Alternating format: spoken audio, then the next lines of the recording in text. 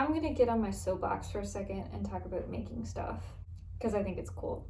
I think all the time about where material stuff comes from. And this is a really interesting time because, long story short, what if we can't get parts from China anymore? And actually, should we even be getting parts from China in the first place? We're so used to having everything just magically appear without really knowing where it comes from or how it's made or who's making it. And to be honest, that makes me really uncomfortable, both for us as human beings and also for our environment. I try to pacify my discomfort by making stuff and reusing and repurposing as much as I possibly can. But when I talk to other people about the kind of stuff that I do, I've realized that they're really intimidated by it. And they go, oh wow, that's incredible, I'd never know how to do that, I'd never have the skill or the patience. And while it's true that this is a skill, and it's something that can be learned and practiced and improved at, like everything else, I also know it's really easy to be intimidated by something when you have no idea how it works, or even where to start. I've been dreaming of a post-COVID world where this kind of work becomes more mainstream, as we realize that we have everything we need right here, we just have to figure out how to make it work. Now, this isn't meant to be a tutorial, although if you use it as one, awesome. But more of a sharing of the kind of thought process and also emotional process that goes into making stuff by hand, and also to illustrate the value of handmade things and why they have a soul. I'm making a carpet for my living room. I'm using old fabric that's been under my bed for a very long time. Some of it was gifted to me by someone whose relative died and had a lot of old fabric. Some of it is old curtains, some of it is an old bed cover thing that my parents had for 25 years, and then I had for 5 years, and then finally I had repaired it so many times it wasn't useful anymore. And basically all I did is I ripped and cut all of this fabric up into strips. That looks like this.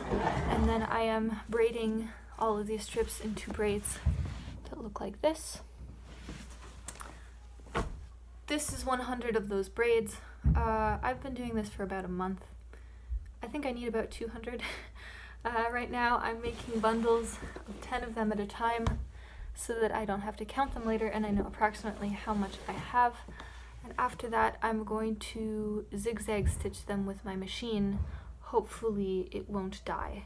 All that I've done here is tied 3 strips of fabric in a knot. I've attached it to this safety pin which is tied to the chair. These are 2 braids that I've already done. They're the original length so that I can match this braid to the length of these braids. Now I just braid. And then I overlap the next piece like this, and then I kind of just press it in tightly. When I reach the end, all I do is make a knot. So I'm going to cut some more strips. I'm going to use some old clothes that I previously tried to modify and failed at. This shirt has a couple of buttons on it, so I'm going to save those. I have a lot of buttons. I don't really know what I'm going to do with them.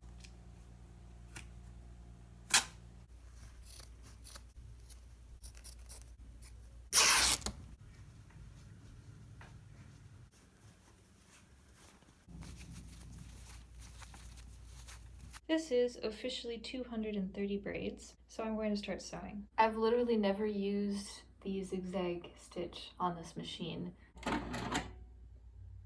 That's not what I wanted. Oh, weird. I tested a couple of different zigzag stitches to see which one I would need.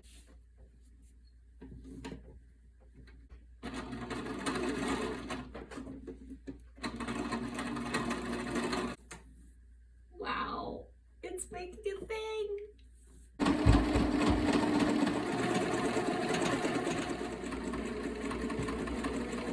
So I didn't really want all of the thread that I'm using to be the same color because I'm gonna have to use different colors. So I'm putting a different color in the bobbin than I am on the main thread, because that way I can flip my pieces over each time so that I never really have a lot of the same color next to itself, if that makes sense.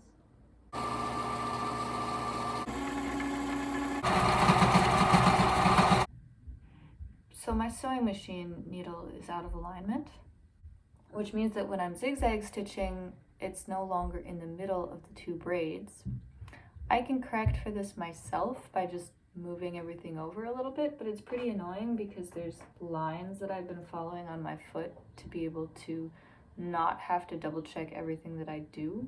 The awesome thing about the internet is that you can ask questions, and there are always places to do that for various sorts of crafts and making stuff. What people told me is that I should try turning off my machine and letting it sit for a while. So I turned it off overnight, and when I got up in the morning, it still had this problem.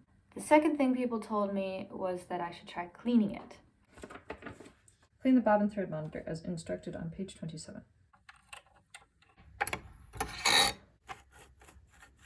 There's a really great TV show called The Secret Life of Machines that aired in the late 80s, early 90s, I believe. It's all on YouTube, and it has one episode on how sewing machines work. I'm not sure if I know absolutely nothing about technology, but it is extremely impressive to me that this machine from like the mid-1970s contained a photoelectronic eye in the bobbin case. Now the other thing I discovered in reading the manual is that I've been using the thread the wrong way the entire time. It goes on the back because there's this like swinging arm, and every single other machine that I know has the thread on the front. But apparently on this machine you're supposed to thread it like this and then swing this thing all the way to the back, which solves the mystery of why the heck the machine doesn't really have a slot for the thread on the other side. And still not working. That's really annoying. So now I'm just curious. I'm not sure I want to get into this. Well, that's the thing that moves the... Yes, that's the thing that moves the needle. So if I unscrew them, this part comes off. How does that help me? So I'm just going to go ahead and screw this part right back in where it was. What about this one? Okay, that doesn't seem to do anything, only if I would unscrew everything at the same time. That moves. And then it doesn't move that direction. So the really frustrating part of this is I see exactly what part needs to be moved. I just really don't know how to get to it. So I just called the FAF support line. They're closed because of the pandemic, obviously.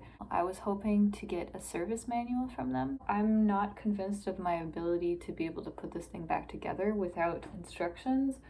So I think I'm going to leave it alone, but shift my own work to the side. One of the things I really love about doing this stuff is that I can feel myself learning as I do it. And for example, at the beginning, sewing these things together, it was going so slowly. And then a few hours in, I realized that I had already shifted the machine to its highest speed and my fingers were just automatically doing it. And this happens with everything. And it's something that you can only learn by having the experience of doing it.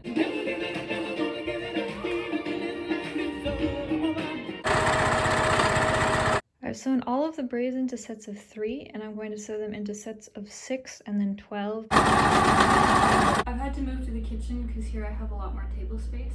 I've now sewn chunks of 24 braids because that's as wide as my sewing machine will accommodate for. That way I have to do the fewest amount of seams to attach it to a big chunk. So I have to wrestle with it less. Oh boy. Some of these have holes in them where the needle didn't always catch, so I'm sewing those together while it's still in small pieces so that I don't have to try doing it when it's big. So everything's curving. This is what I was worried would happen. I'm not sure how to fix that. Oh, fuck. Oh Lord. How did I do that? Is that a problem? I'm so close.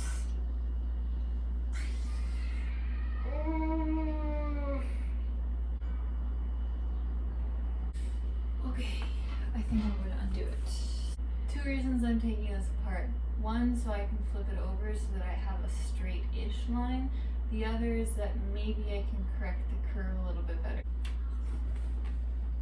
Oh, jeez. How on earth am I supposed to get that to lie flat? Theoretically, this is the last seam. I'm not sure about that though.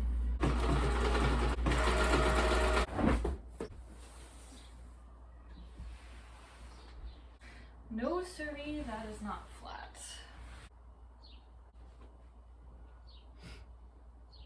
I'm not very happy with this thing. It's super, super wrinkly and it would be really easy to trip over. I can't see what I'm doing because my table's not big enough. I'm gonna let it sit for a while. Maybe it will magically turn flatter. So I let this sit in my living room for a couple days to see if I could live with it, and I can't.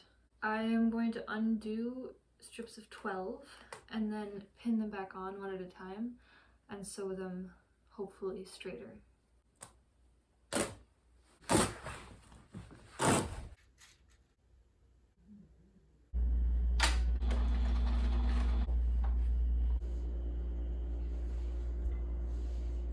This is working so much better. I have honestly no idea how I thought it was going to work without pins. Being lazy does not pay off. These pins are acting more as markers than actually holding it into place. Because everything slides around, I just make sure that the pins are horizontally lined up, because then I know it's in the place where I put it.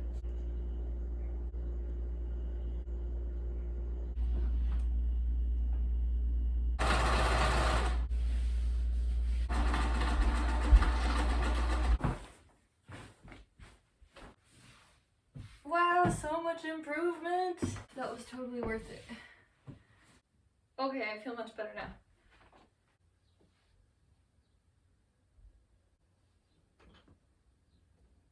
I don't have a straight edge, but I do have a piece of string. I'm spanning it between these 2 points to give me a straight line.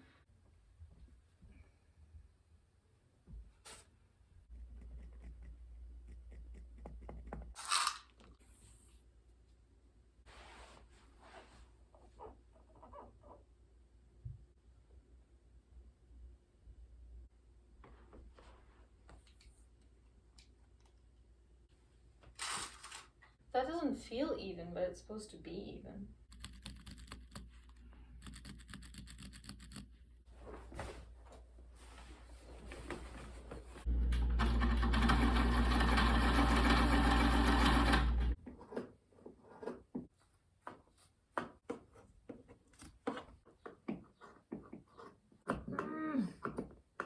I could really use better scissors.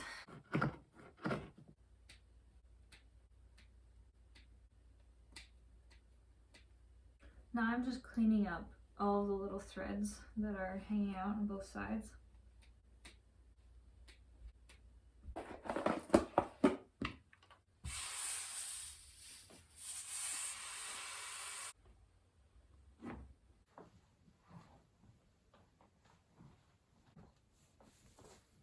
Ta-da!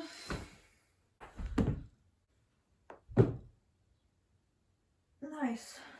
From start to finish, this took me about a month and a half. I have no idea how many hours I put into this, but a lot, for sure.